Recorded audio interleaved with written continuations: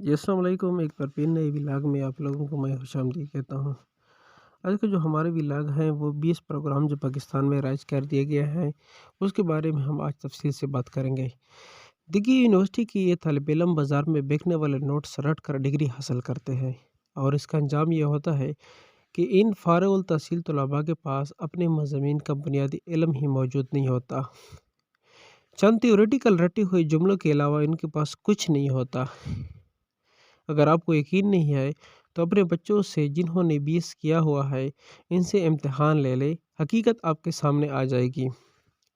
और बदकिस्मती देखे और हुकूमती नाक़िबत अंदेशी मुलाहिज़ा करे कि हुकूमत ने बग़ैर किसी अमली तैयारी के बीएस को कॉलेजों की सतह पर भी शुरू करवा दिया है और लाखों की तादाद में तलबा इस वक्त कॉलेज में बीएस कर रहे हैं या फ़ारिग़ तहसील हो चुके हैं। बीएस में 4 बरसों में 8 सेमेस्टर होते हैं, जिसमें से 73 मज़ामीन पढ़ाने होते हैं। इब्तदाई 2 बरसों में अपने मज़ामीन के साथ तलबा को 16 दीगर मज़ामीन भी पढ़ाने लाजमी हैं। अब अगर एक कॉलेज में 15-20 के प्रोग्राम चल रहे हैं तो इस मज़ामीन के अलावा वहाँ 63 लेक्चरर्स की मज़ीद ज़रूरत होगी। हमारे सूबे की किसी भी कॉलेज में इतना टीचिंग स्टाफ नहीं होता और इस कमी को पूरा करने के लिए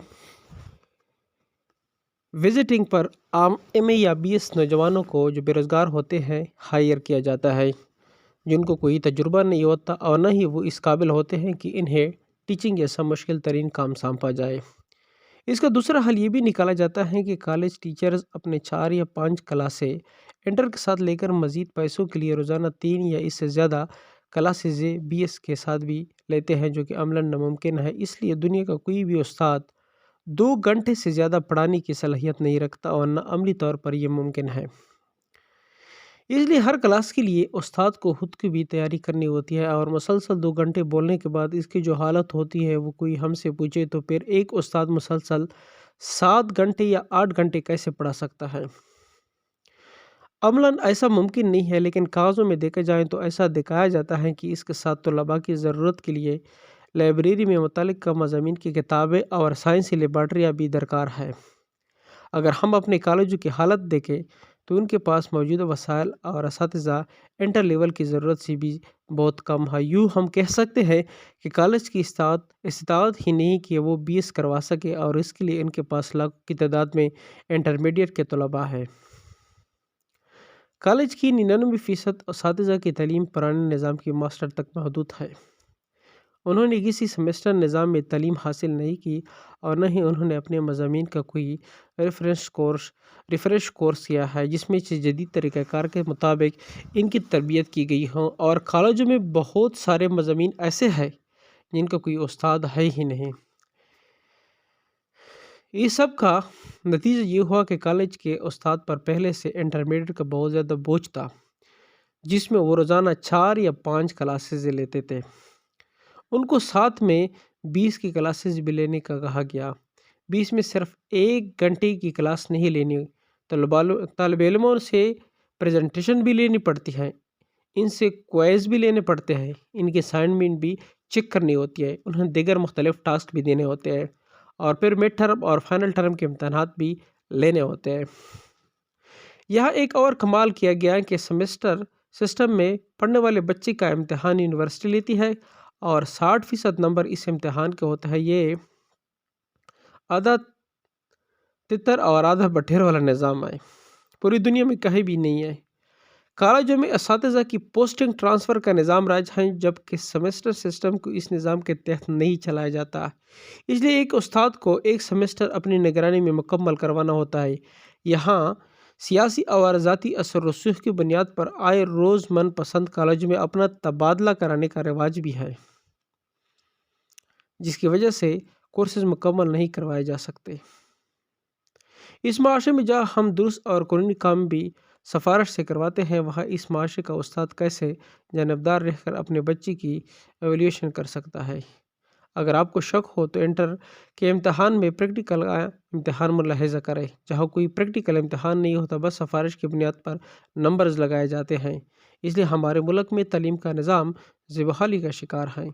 यहाँ के कॉलेजों और यूनिवर्सिटियों से डिग्री ہولڈرز کا ایک ہجوم ہر برس فارغ ہوتا ہے اور ان کی استطاعت اتنی بھی نہیں ہوتی کہ وہ اپنے پڑھے ہوئے مضامین کے بارے میں بنیادی باتیں آپ کو بتا سکیں۔ اس ملک کا سب سے بڑا مسئلہ اس کا نظام تعلیم درست نہ ہونا ہے۔ کرامت شہری ہی ملک کی ترقی میں حصہ ڈال سکتا ہے۔ اس شہری کو کرامت بنانے کے لیے نظام تعلیم تربیت دینا چاہیے اور اس نظام کو رائج کرنے کے لیے وسائل فراہم کیے جائے تو 10 برس میں آپ کا GDP 16 گنا بڑھ سکتا ہے، اور ایسا بنگلہ دیش نے کیا ہے۔ ہم نے اب تک تمام کالجوں میں جو 20 پروگرام شروع کیے ہیں وہ سب کے سب تھیوریٹیکل پروگرام ہیں۔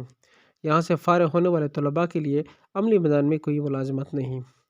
اس لیے ہم دیکھ رہے ہوتے ہیں کہ کلرک کی پوسٹنگ کے لیے ہزاروں کی تعداد میں ماسٹر اور 20 ڈگری ہولڈرز اپلائی کرتے ہیں۔ پہلے ٹیچنگ کے لیے لازمی تھا کہ آپ نے ایجوکیشن میں کوئی ڈگری لی ہو۔ تحریک انصاف کی گزشتہ حکومت نے اس شرط کو بھی ختم کر دیا، اس لیے انہیں لوگوں کی بھرتی کرانا تھا۔ اب انہیں ٹیچنگ کی الف بے سے بھی واقفیت نہیں ہے، اسی ان کا سرکار نہیں تھا۔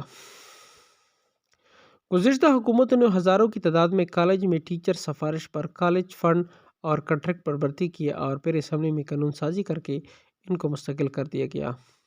یہ ہزاروں نااہل لوگ آنے والے 3 دہائیوں تک قوم کے بچوں کو تعلیمی میدان میں پیچھے دھکیلتے رہیں گے۔